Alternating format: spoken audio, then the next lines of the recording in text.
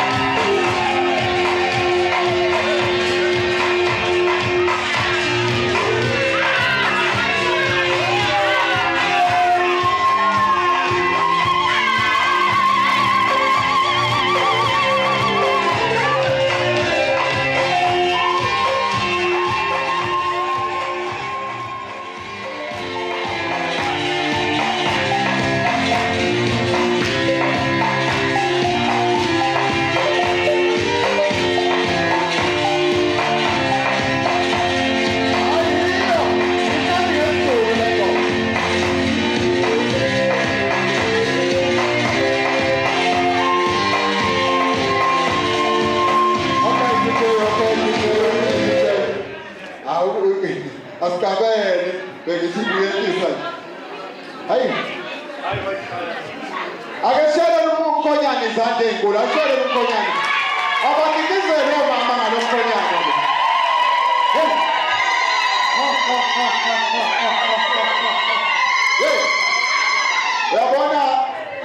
uyabona umkhonyana ngendlela adlala ngakhona ayisenelisekile singahluleka esigawini umkhonyana uhlale phansi nonke ngisho ngahluleka esigawini kodwa usebenzile wenzeko uyabona uzomnye umshado khona umshado ade nguwuphethele ekhaya ngiphathelele lokhuza lo usekela mongameli wakhona lakhala iChina lathi Qingtao ngathi hayi ngenze kahle lokho kushoyo yikho ngakubamba-ke lokho siyacela ake kuvele nginemukele nje nemukelekile naphela ngikhululekile ma ubona ijusi phambi kwami ngiyaphuza leyo jusi leyo ma ubona ukudla wena ukubona ukudla dala lokho kudla ma ungabona foka kafiki khona anophathukhayo yindaba nilambeleli kana okay kuthiwa laphana ukufuna ngomthandazo hayo baba basivulele ngomthandazo siyahlanganisa ikhombo bobaba uNkulunkulu ozengasizwa kade sivula njalo sinoNkulunkulu o-understandayo kuvuliwe phana ngeke kufike nalapho kuyafuna kuthi ngangivumile phande nalapho kuyafuna sizavulela khona lo mshado baba uzwane ungangishayi baba ngicabanga ukuthi kodwa kuvuleke kahle phana kufuna sivule kodwa sesilapha eholi hawu ngifuna kuvuliwe bakwethu uhlelo lwami liyahamba-ke ngampela bangabe ngenza kanje iy'nhlelo eziwuthunje sengiyishaye ngayiphethe sicela laphana ozosikhulumela emndenini wakwaZulu akabhalwanga-ke ukuthi ubani umcoordinator wami ufika so ngiyacela-ke ngithi ufike uyingane hawu akushiwo Zulu ngiyacela ubaba uVizulu azokhuluma nje egameni lomndeni wakwaZulu nakhona sekukuthi ngamungaze kuphambane bakwethi inyama manye maside eminyakeni ayikho ukhona ubaba Makela Jeremy Upi ingane zethu ufika ngitangazi njalo ubaba Makela Thulu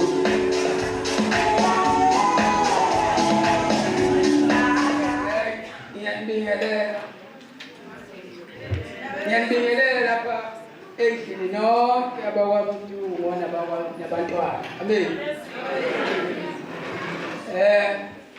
Sinokujabula okukhulu singabantwana. Singabantwana bethu. Sijabula kakhulu ukuthi nisilethele umagodo omhle kangaka uMamntungu.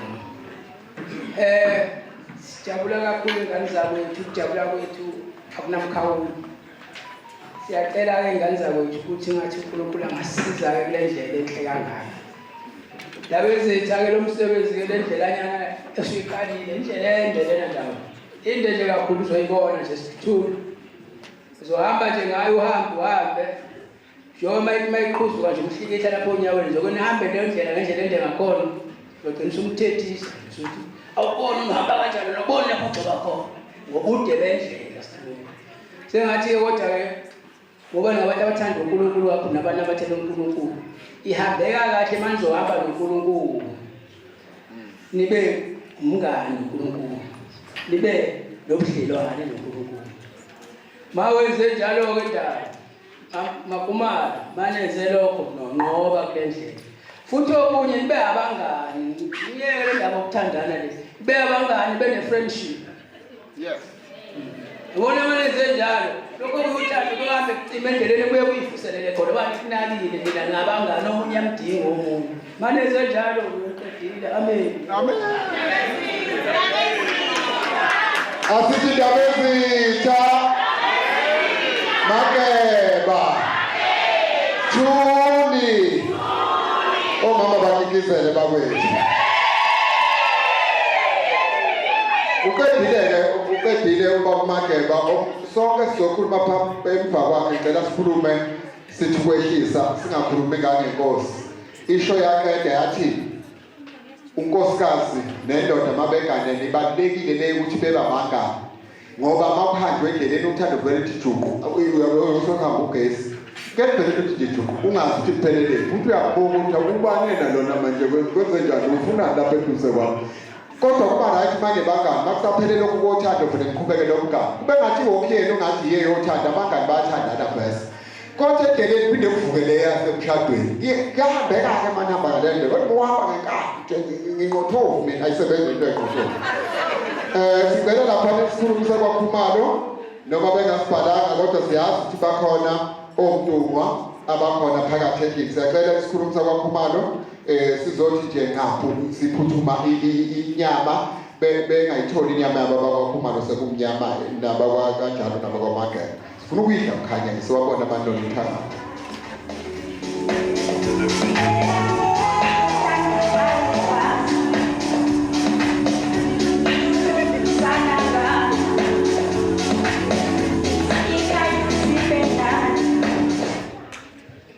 Ngibingelele kunonke nikhona uKhumalo wele ngobeseshilo umphathi ohlelo ngibonge kwabaZulu ngiphinde ngibonge kwabaKhumalo isithe masiza la siza nabo ngiphinde ngibonge bafethu ehambeni zethu esikwazile ukuthi sibe nazo lo msebenzi omkhulu kangaka engikucelayo ke ngibonge Mkhwenyana ndabezitha ukuthi umntana umenza umuntu ebantwini ngoba into enqabile lento kuthiwa umshado ayiloni inqabile kuphumela mfokabani sengiyavala manje ningamvumeli wesithathu phathi wenu kuze nigcine into eyodwa sigcine nigugelana siyabonga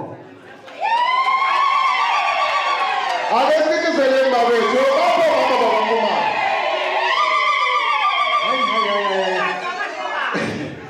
Zingakethu namhlanje konje 23 ngiyacela ke lapho bekubhaliwe kona bebebhaliwe kuthiwa bazocula ikhombaniwe ngiyacela abantu abamsiseduze social ngeke ngicule namhlanje ngeke sibambe afuna ukwamosha lawo mazwi wenu ongeni manje kwaze 23 nje iseduze kabi amfuna ukunimosha cela nibambe kanjalo nje kuthiwa lapha induna yesizwe uMr K Ndwandwe siyacela induna yesizwe ngendlela engifuna khona isite sicela ubaba uNdwandwe induna yesizwe sizobonisana ngapha baba ngamasite ukuthi anjani lapho umuntu uyafuna ukusuka le sizofuya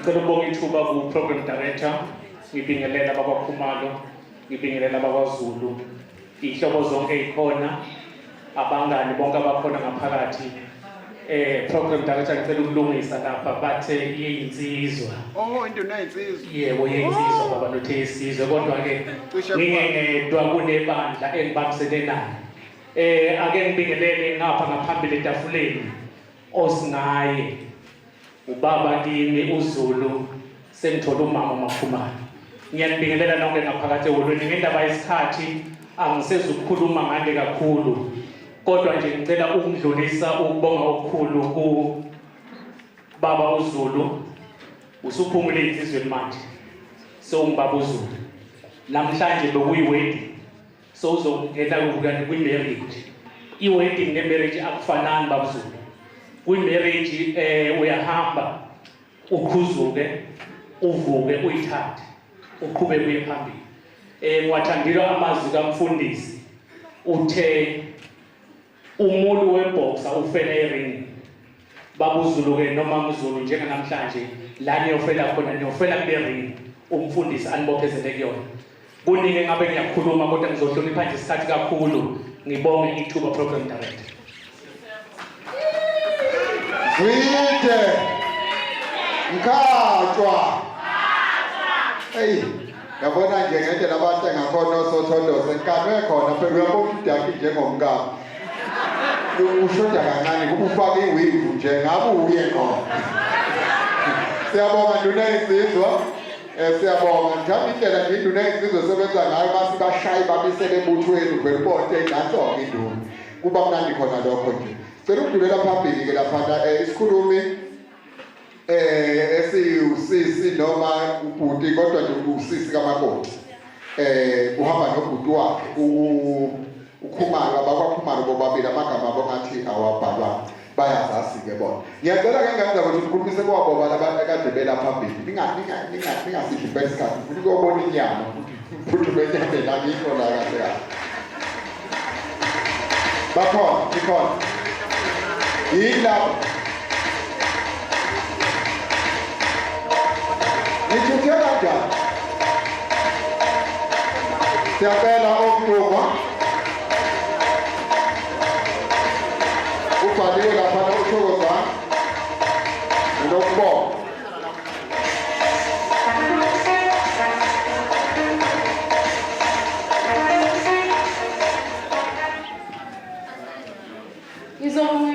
Sanibona ngicela ukubingelela abawakhumalo nabo Zulu. Singakhohlwa obaba bamasenkonzweni.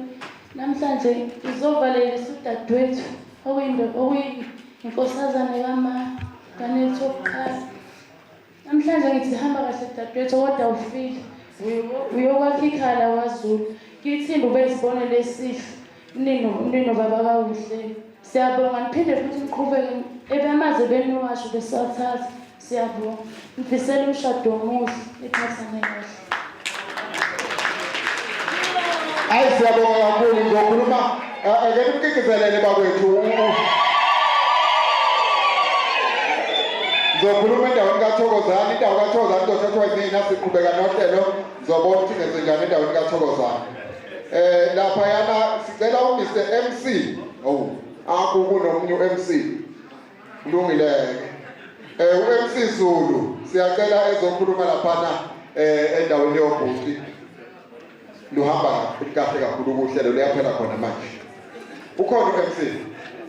Ukwambona ba. Ukhona. Woza Mr MC Zulu.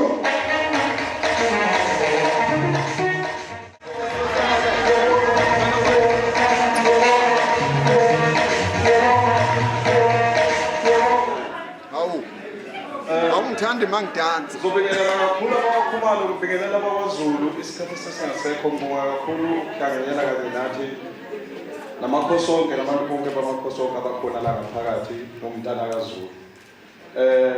Ngizokhulumela umfowethu ngimukela abawakhumalo nabantwana bakwaZulu. Umfowethu usikhulisile ubaba nomama ukhona. Ngibonga kakhulu umfowethu injalo ayenzele phambi kwethu naphambili kamama noma kwethu esenenkosi yakhe kodwa lapha khona uyabonga. Ngibonga abanxhase umfowethu, ngibonga abavula izandla umfowethu, ngibonga umuzi wakhumalo ngendlela osifekezele ngayo isizana. Bese ngibonga kakhulu umfowethu siyakuvuma lokho kushilo ukuthi usubaba waZulu. Ngiyabonga. Awu. Uyayivuma induku kuhle ke ukuvuma bese ungalokhu uzutshela ukuthi vuma. Sicela uMrs Jabu Mbatha. Uyazi ukuthi